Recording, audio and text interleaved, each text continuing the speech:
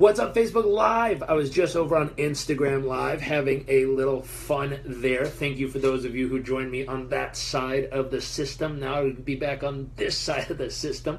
I'd love to know as you're tuning in, number one, where you're tuning in from. Number two, I'd love to know 3 things you are grateful for. I'm going to jump on my computer really quick as people are loading in here. Welcome, welcome, welcome as you're tuning in. Love to know, number one, where you're tuning in from. Number two, I'd love to know 3 things you're grateful for.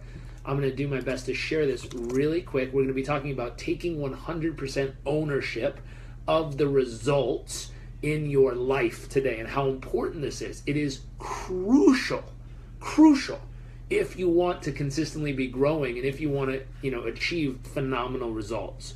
So with this, let me click share real quick. Welcome, welcome, welcome everyone. As you're tuning in, I see the number ticking up. I'd love to know, number one, where you're tuning in from. Number two, I'd love to know 3 things you're grateful for right down there in the comments section, if you would, please.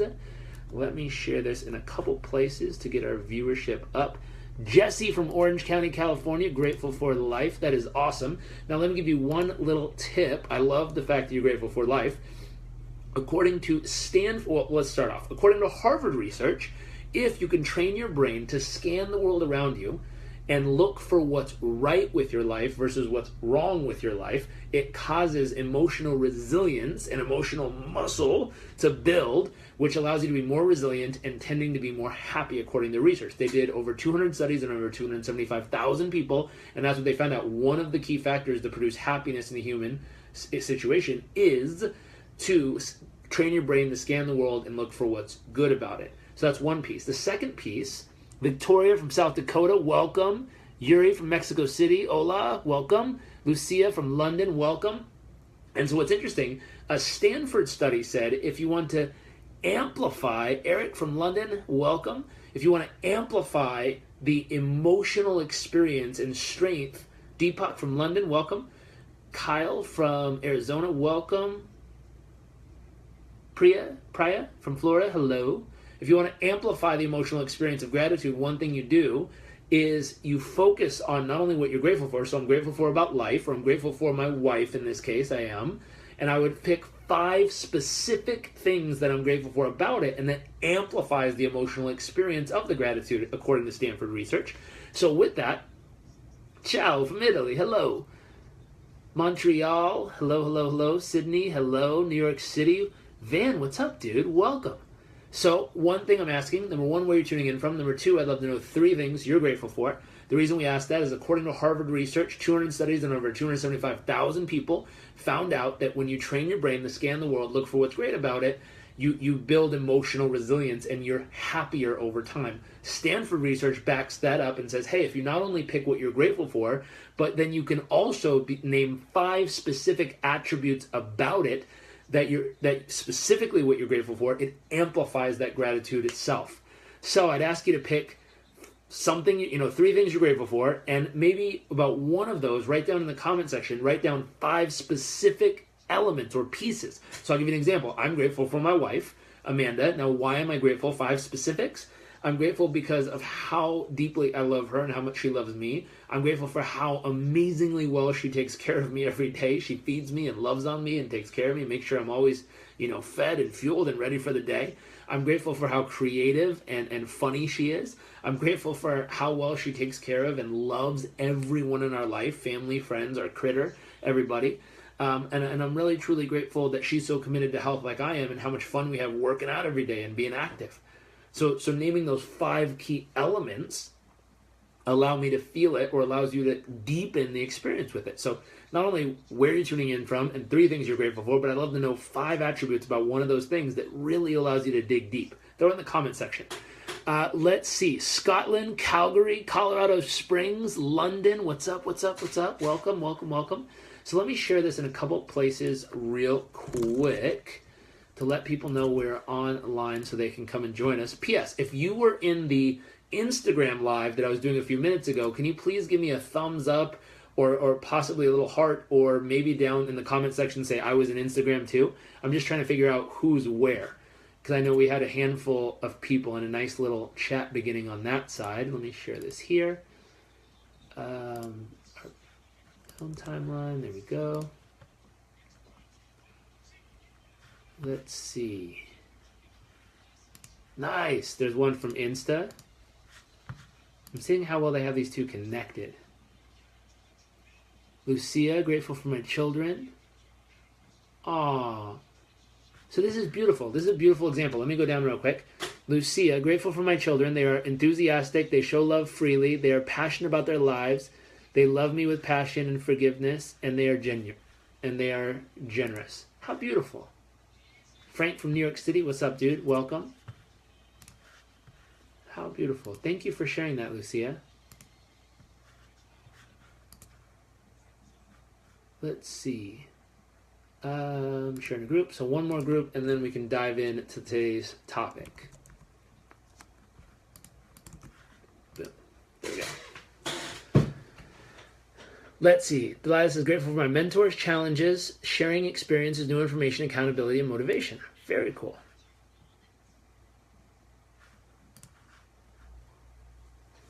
Let's see. Great to be here. Thanks, Frank. Nice to have you.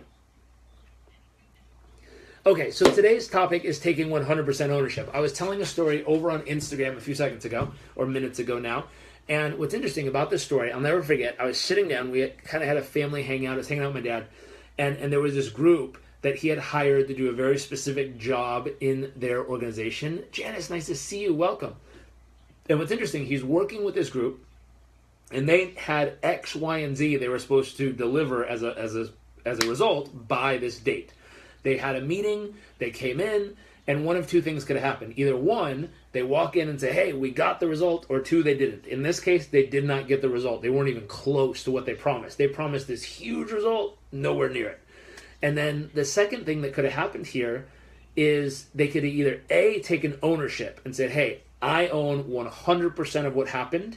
We did not get the result. We own that. We will rectify this and do whatever it takes to make that happen. Megan, thank you for telling me that.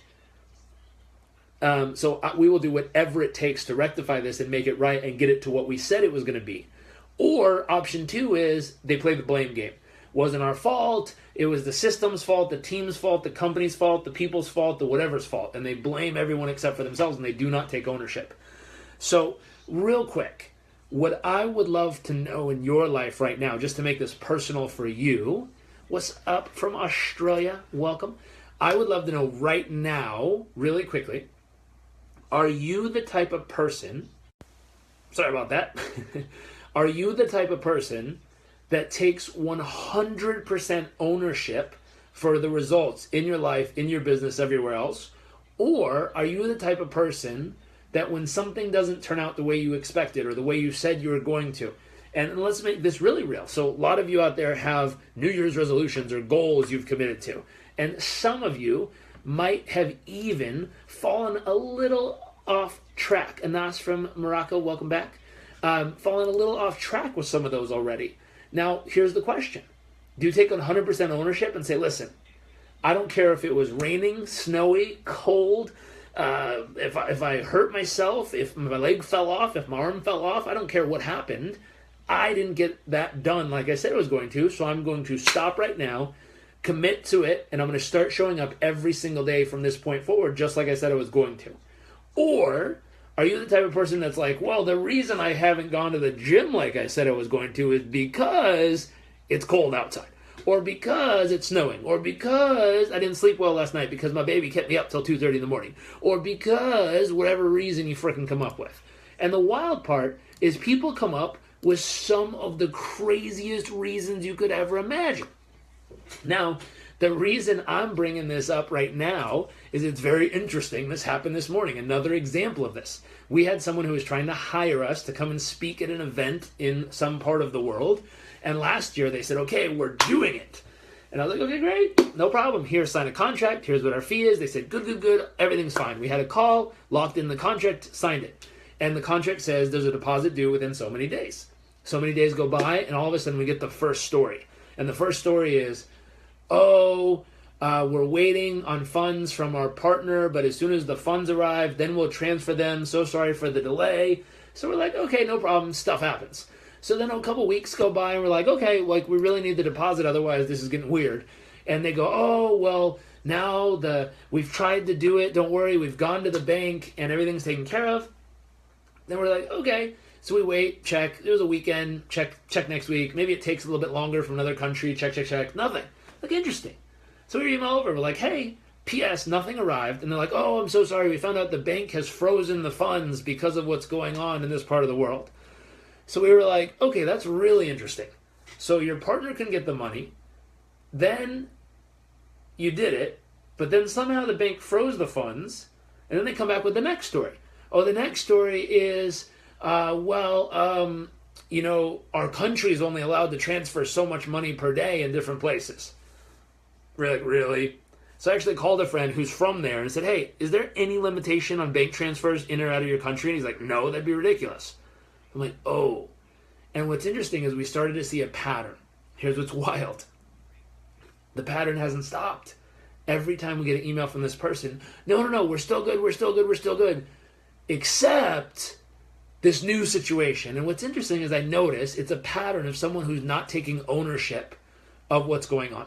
And I thought it's very useful for many of you. And I know you've dealt with someone like this in your life. And I know most of us, including me, have been this person at different moments of our lives. And what I've learned is if you really, really, really want to get exceptional results, like you want high performance, there's no space for playing the blame game. There's no space for taking anything less than 100% ownership of everything that's going on in your world.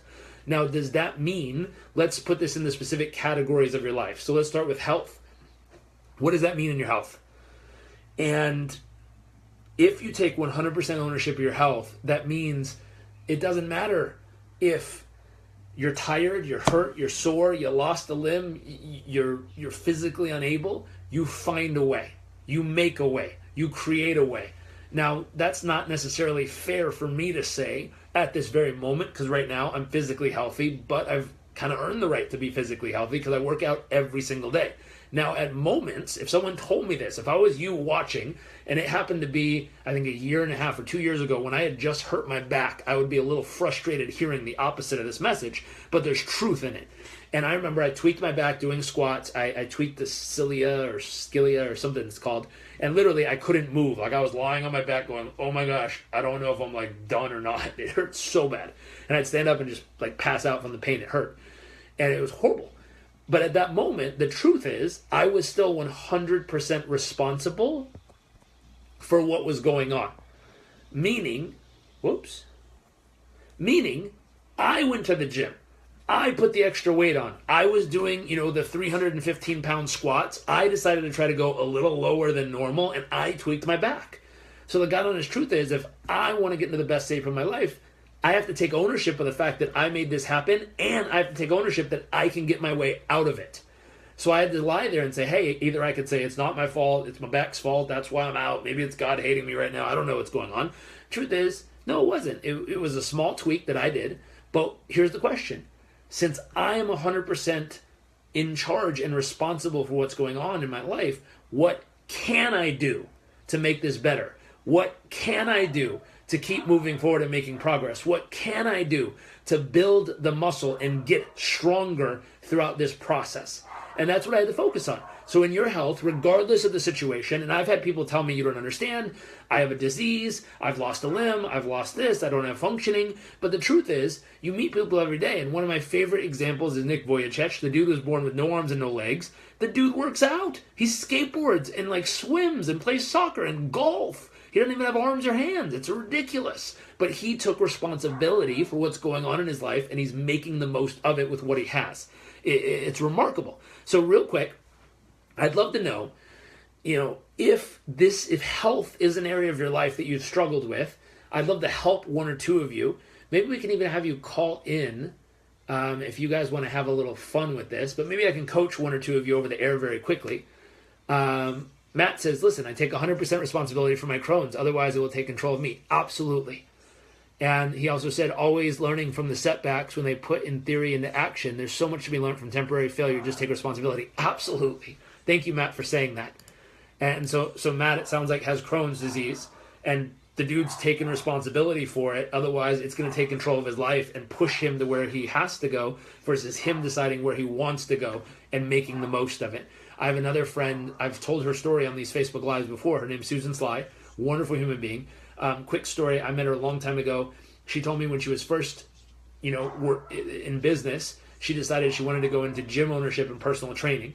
So she built this whole gym, built a whole team, was very successful, doing all this great stuff. And what ended up happening was she went to go compete in I think it was a triathlon or Ironman over in China. And on the warm-up the day before, she fell and cracked her hip the day before the race. So instead of opting out or just giving out and being like, well, it's my hip's fault, can't compete. No, she took ownership. She said, what can I do and how can I do it? She went to the doctor, had him flash freeze her hip, and competed the next day and came in 8th overall in the entire race, men and women included. Amazing human being. And she came back and she was getting healthy and trying to figure out, maybe it was her hip. She was constantly tired, broken down. Turns out, long story short, goes to the doctor, finds out she has MS, multiple sclerosis. And they told her, you're not going to be able to walk in so many years. And she's devastated. And the story, gets even more intense.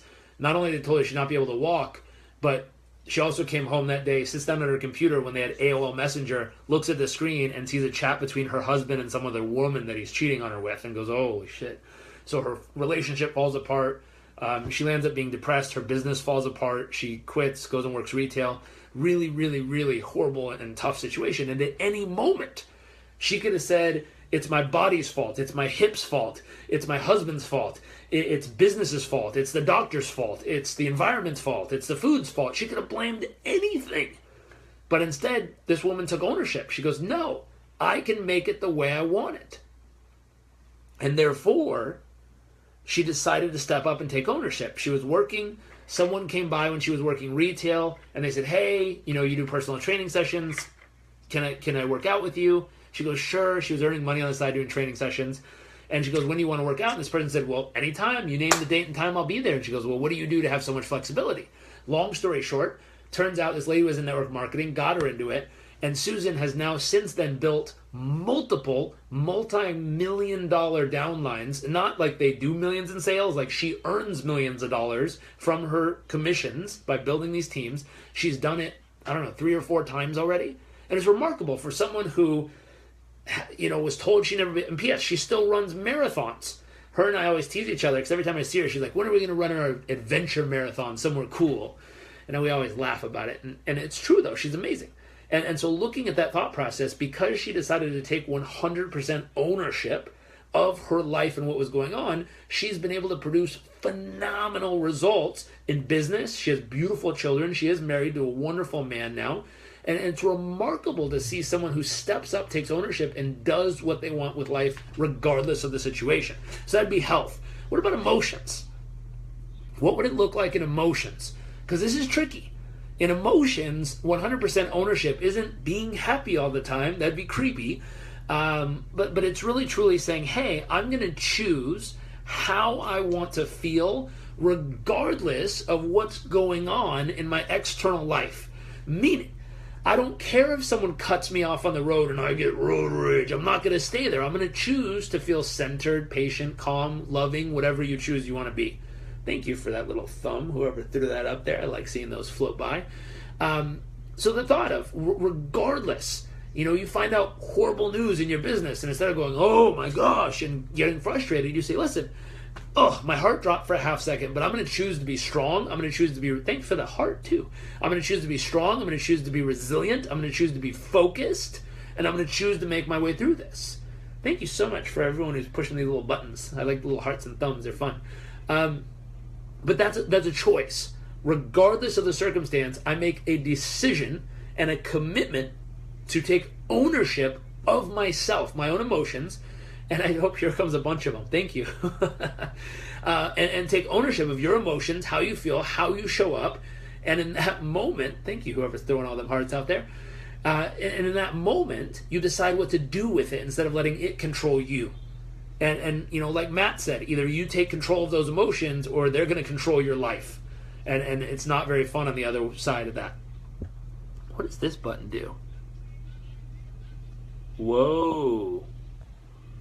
Hey now. This is pretty fun. I don't know. Do I change colors on you guys' side too? Sorry, I just found a new button. That's pretty nifty. Good job, Facebook. So here's the thought. Deciding to take ownership. Emotions. What about relationships? This is a really interesting one. Yes, I do. Very cool. Hold on. I'm going to be pop. No, wait. Country. I'll try funk for a while. I'll try this one. Looks kind of fun. Okay. So, in a new color, we'll try this one out for a little bit here. Scott, exactly. It's my responsibility, not my fault. So fault and responsibility, totally different things. Because you're right. So here's what's interesting, and this is a good one for relationships. Because here's what's wild. Imagine you're in a relationship with another human being, and if you say you're going to take 100% responsibility for them, what does that really mean? Well, what if that means something along the lines of, I take responsibility for how my wife feels today.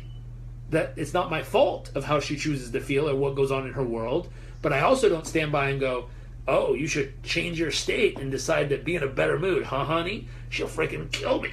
So instead, I say, hey, it's my responsibility. If she shows up and she's sad, it's not my fault she's sad, unless I did something crazy, but it's not my fault. I'm not causing this. At the same time, I'm going to choose to take responsibility for it. Meaning, I'm going to take ownership as her husband and as someone who loves her dearly, and I'm going to come into her life and say, hey, I'm going to take ownership. I'm going to own the fact that you're upset, another human being, and I'm going to choose to show up in a way to help you become happy, centered, loving, caring, something else that you'd rather feel more, unless you want to feel it. If you want to feel it, great, I'll be sad with you. We could have it all day long. But if you want to feel a different emotion, I'm going to take responsibility and ownership in our relationship, and I'm going to show up and assist you in the process. Okay, let's go back to no filter. There we go. Welcome back. Does that make sense to everyone? Because this is very tricky when you involve other people in the process, because it makes sense when it's just me taking responsibility for just me. But do you have what it takes to take responsibility? And a lot of parents experience this automatically. And it's almost, I've heard from them, it's heart-wrenching when your kid comes home and they're just hurt or upset or frustrated or... Rich, thank you for sharing this. And everyone else who clicked the share button. I think it was... I'm not sure who else it was, but thank you for anyone who clicked that share button and helped spread the message. P.S. If you think this is valuable content or you think this is useful for someone that needs to hear it, either A, tag them in the comment section, or B, click the share button and spread it with your community so hopefully more people can tune into this. I think it's kind of useful. Hopefully you do too. So here's the thought. A couple more minutes, we'll keep going on this. So to take ownership and responsibility with another human being in your life, it means making a decision to say, hey, I'm going to choose to take responsibility of how they're feeling, and I'm going to choose to show up in a way to help them experience what they want to experience. Scott says, it never works for me to be at the effect. Man, it's easy to live there. What happens when your partner takes responsibility for granted? So this is a different situation. Because, and this is what's interesting, if you take responsibility, even if they think it's silly, even if they think it's ridiculous, it doesn't matter. You own it. It's not their part. Now, hopefully you have a partner who also takes responsibility, vice versa, so they step up on their side. It's a great question, Duran. And that's something in finding the right person, which, interesting. If any of you out there are trying to find a way to find the right person to share your life with, we were just talking with a book publisher, and we have to go back and talk to our book publisher about it because we're thinking about writing a book about that process. Not about having the perfect relationship because we're only a couple years married. We're still learning about that. Not about dating because we're done with that. It's literally about this middle process that really truly is focused on, hold on one sec, let me turn this off. Really truly is focused on how do you, if you're ready to find the right person, how do you cross the bridge and actually find them? And how do you make sure you're really ready, and how do you make sure they're really ready? That's a big thing. And Joanne, that concept, you have to make sure they're actually ready, because sometimes people get in a relationship before they're really truly ready, and therefore it's not equally matched, and they're not committed to your happiness, and you're not committed to their happiness or love or fulfillment or whatever it is you guys want to feel consistently. Hey Mac, what's up from Ottawa?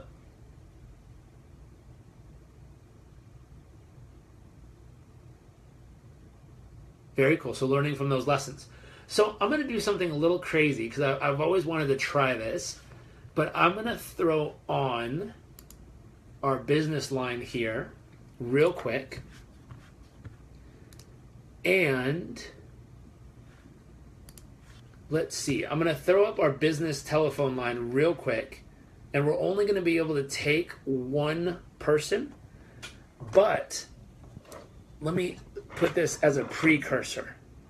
If there's someone who's listening right now who really, really would love some quick coaching on specifically, now I'm going to be specific, on how to increase your performance in what you're doing.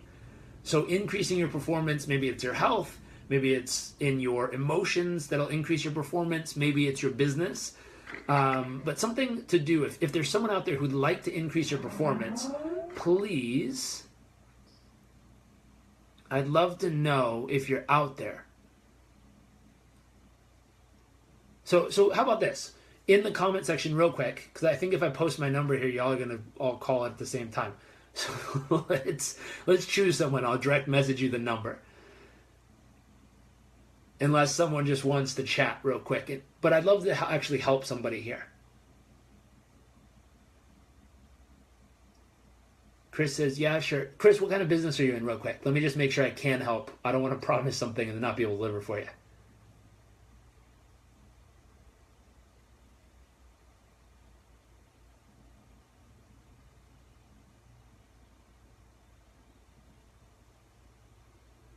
I'll wait for that comment to come through.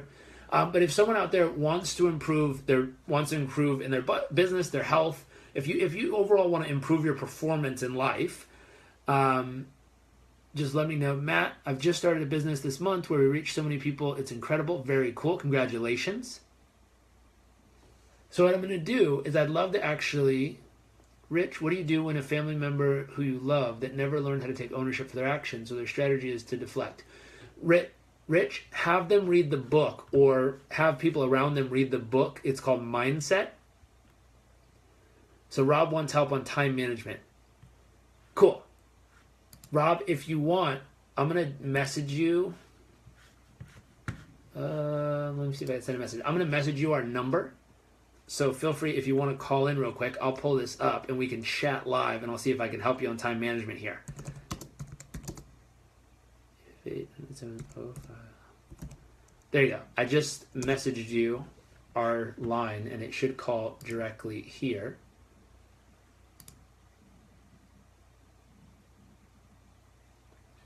Let me see if I can open this up real quick. Is it here? Nope. Let me get back there so I can see the comments. So if you'd like to give us a buzz, Rob, let's see. Here we go. Time management, always a big one. Cool. Yeah, Rich, grab the book Mindset. And if you grab the book Mindset, it's written by a Stanford psychologist, and it'll show the difference between fixed and growth mindset. One big challenge they're going to be facing is they have a fixed mindset. And that's why they're not taking ownership. It's a big factor. So, P.S., if you're listening to this and you're not sure if you have a fixed or growth mindset, I don't know what that head thing was, but it was kind of cool looking on the camera. Carol Dweck, there it is.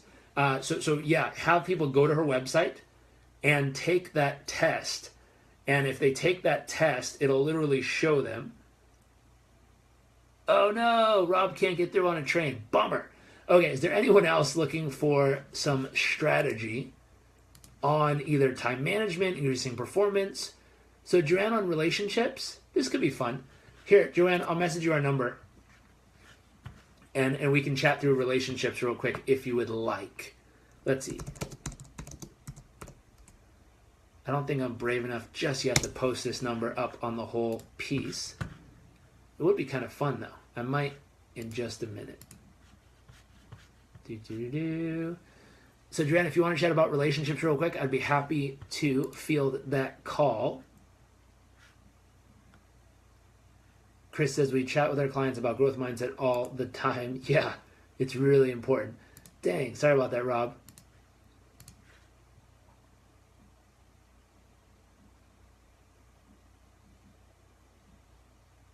Awesome. Joanne, I just private messaged you our line here.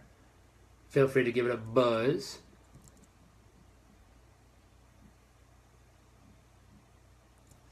And we can chat about relationships really quick. I think I've got about 10 more minutes before I have a meeting downstairs I got to go to.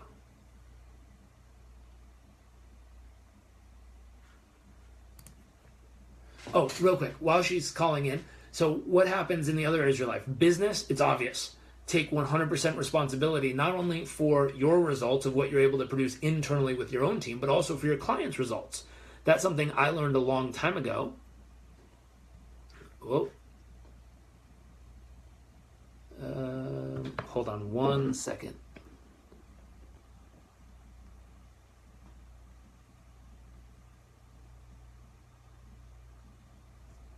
Here, how about this? I'm just going to type it right here.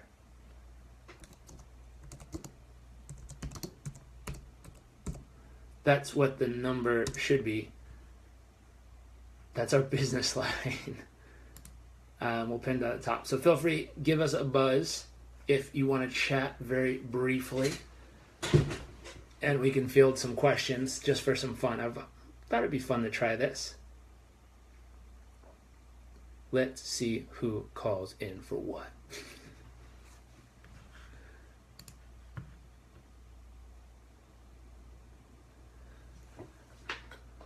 Rob said, can't get through on the train. How do I get rid of these things on the bottom now?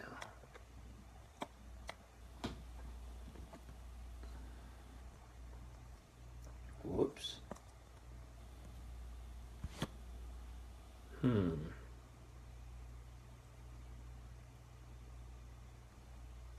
Oh, there we go. Ooh, how to deal with a partner who lies and cheats. Oh, we've got a first caller. Let's see who it is. Hello, hello. Ooh, how to deal with a partner who lies and cheats. Oh, we've got a first caller. Hello?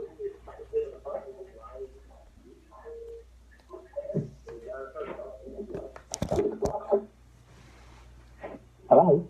Oh, hi. Now I can hear you. How are you? Hi, Jairek. This is Peter from London. Hey. Other side of the How are you pond. doing?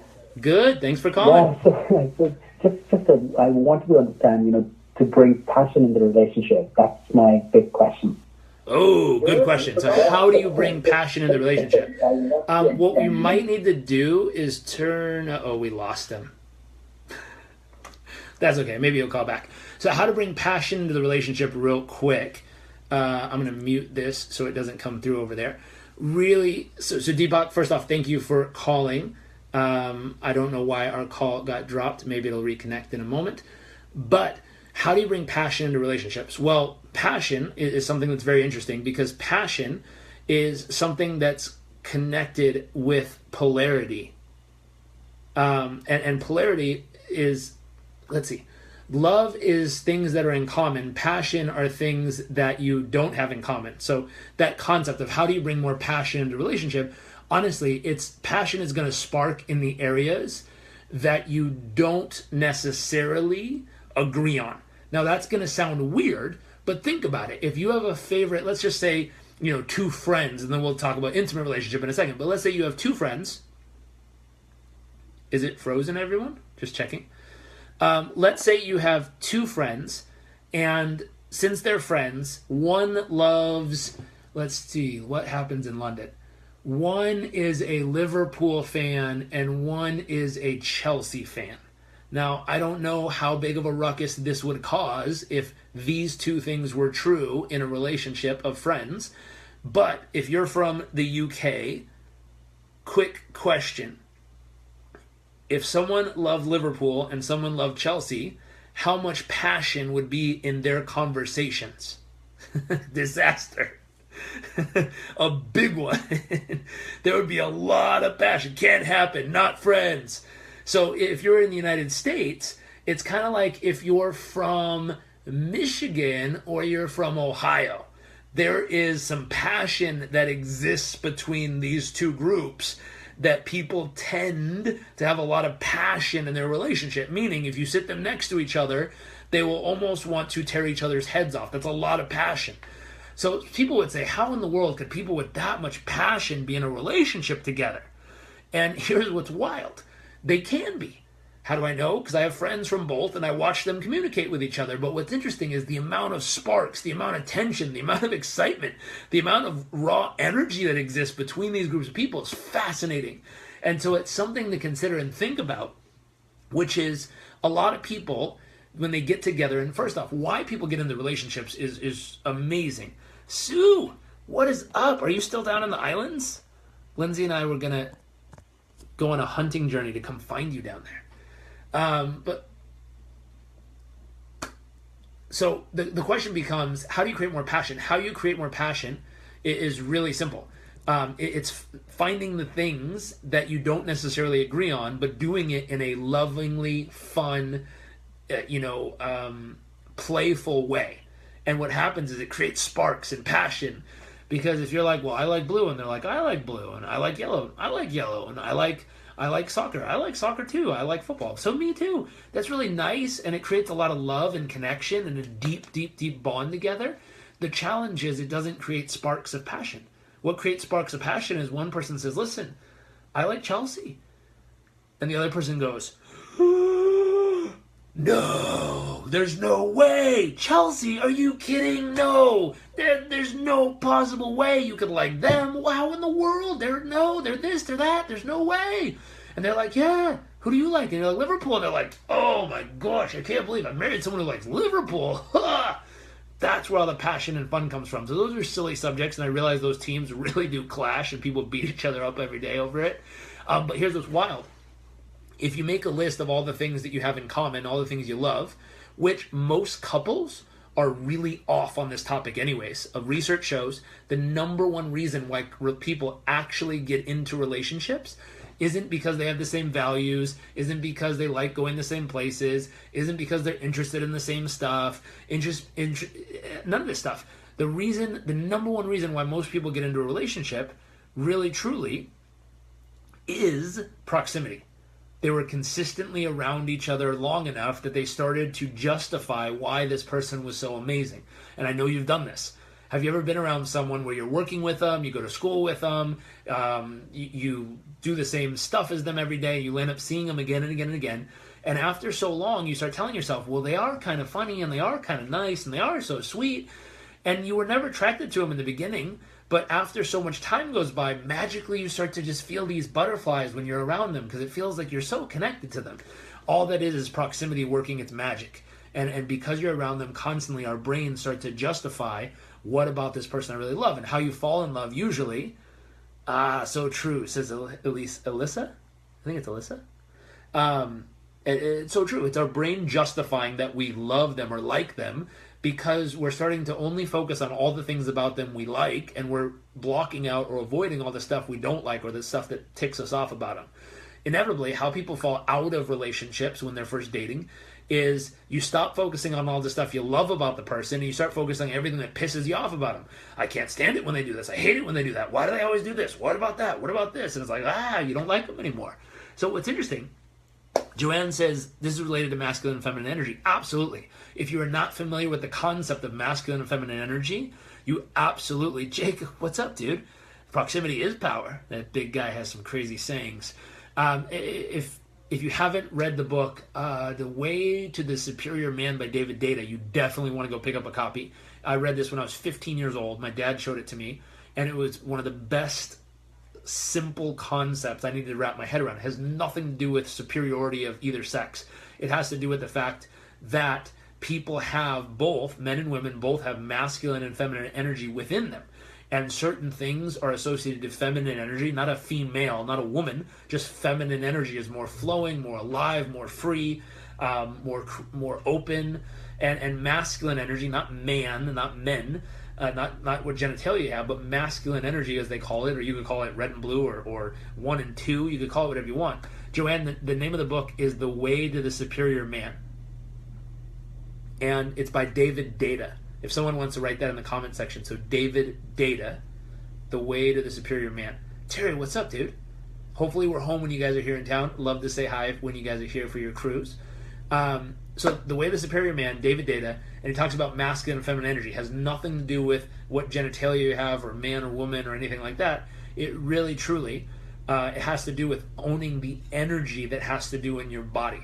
And the energy either more open or more direct. And it says masculine energy is about going from point A to point B and dying. It's like A to B, death. That's it. One single thought process, one single focus. Nothing else matters except for Chris. Joanne, thank you for that. Where feminine energy is open, flowing. The example I always give is, I remember going to the mall. It's silly, but going to the mall with my mom, I walked in and I knew what I wanted.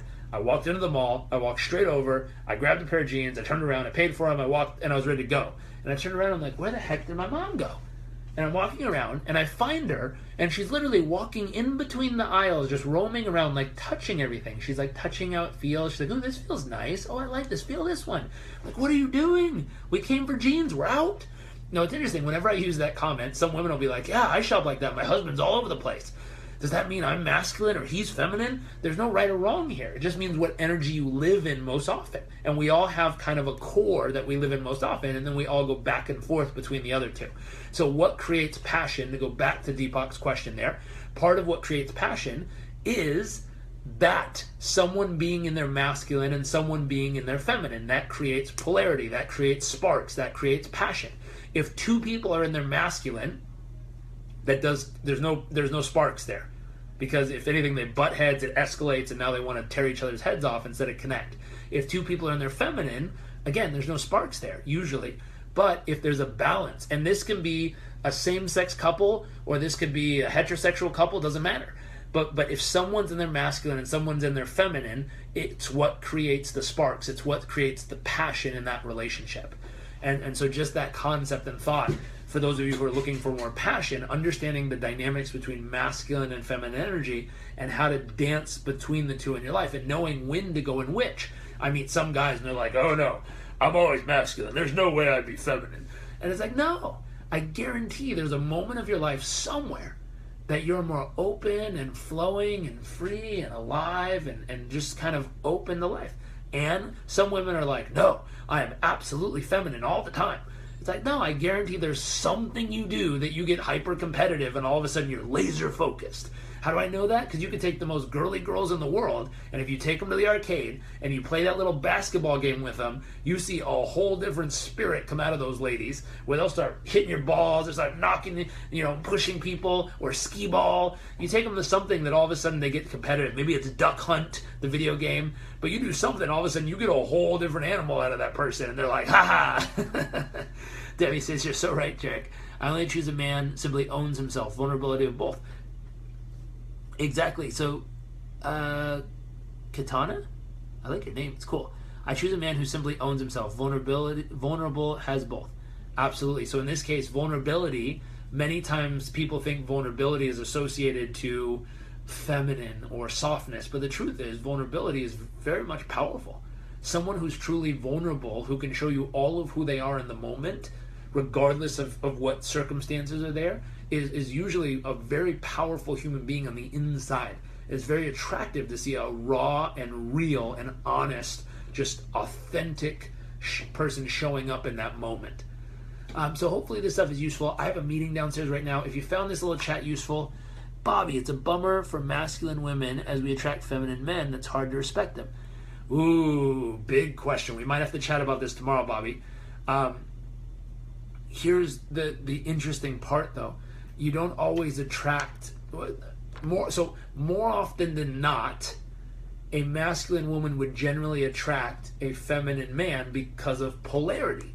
You'd be very good friends with other masculine men, but you really there wouldn't be a lot of sparks or attraction there. Now, what's interesting is owning both sides is what makes the dance beautiful. So, like was said earlier, for a man to own his vulnerability, which can be very masculine and vulnerable, or very, very feminine and vulnerable, but a man to be able to own his feminine energy and go there, it's amazing. Now, what could that be? Feminine energy could be dancing. And I know a lot of cowboys who are the manliest men you ever hang out with in your life and can probably chew through a leather belt strap if they needed to, like crazy hard-ass men who they know how to do the two-step. And you leave them out there, they can't do much more than that, but they can get moving a little and have a little flow. And if you ever seen a really masculine guy dance, they don't have much more than kind of this action right here. But if they get used to it and they practice and learn the process of it, you can get them to where all of a sudden they're flowing and they like the movement. It's a little different and they start trying something. It usually gets really funny and kind of weird out there. Also, Kation, or is it Katana? I think it is. I'm going to go with that. Sorry if I'm saying it wrong. Dads with their daughters? Absolutely. You want to watch a dad, a tough guy, turn into a puddle of mush? Watch him trying to deal with his daughter. It's interesting. They become real softies real fast. Here's another way, and this is a joke I always say. So, masculine man, you meet him, he's strong, he's powerful, he knows where he's going, he's locked onto his goals, and everything's great. And you take him home to meet his mom, and you walk in, and he sits down, and he's your man. Like, you love him, you trust him, you believe in him, and all of a sudden his mom comes in and goes, honey, would you like your favorite sandwich? And he goes, oh yeah, Mom, I'd love it. And she goes, do you want the crust cut off like normal? And he's like, oh gee, Mom, really? And you look at him, you're like, okay, who's this sissy little man that's going, oh yeah, Mom, please? In his parents' living room, like, who the hell is this guy? I walked in with a real man, and I'm getting like some little boy version of my husband or my boyfriend right now. Like, who the heck is this guy? Happens all the time. All you're seeing is a representation of who he believes he's supposed to be at that moment of his life. And more often than not, all of us had moments where we're called to be very masculine, we're called to be very feminine, depending on how the environment was set up. Now, if he had a matriarchal mom who kind of runs the roost, you put him at home with his mom, and all of a sudden he turns into this little boy who's quite, free and, okay, Mom, whatever you want, and she kind of runs the roost. On the reverse side, sometimes you get the opposite of that. And so it's a dance and a dynamic. But Deepak, thank you for the question. How you create polarity. Number one, finding the differences that you can lovingly disagree on and have fun with playfully. Number two, owning masculine and feminine energy and knowing how to dance between both of them and when they're necessary and needed, and being able to do both, as some of the people were saying here. You have to have both. You can't just be stuck in one. Most people, A, don't understand the concept, and B, are either stuck in their masculine or stuck in their feminine, and they don't know how to quite access the other side. So we can do a little bit more about that tomorrow. Thank you for tuning in. Anila, me too. Thank you for the live chat. It's always great to listen to you live. Have a next meeting of you. Thank you. I'm late for a meeting, so I have to go. If you found this useful, click the share button. Let other people know. Thank you to the 14 of you who have shared.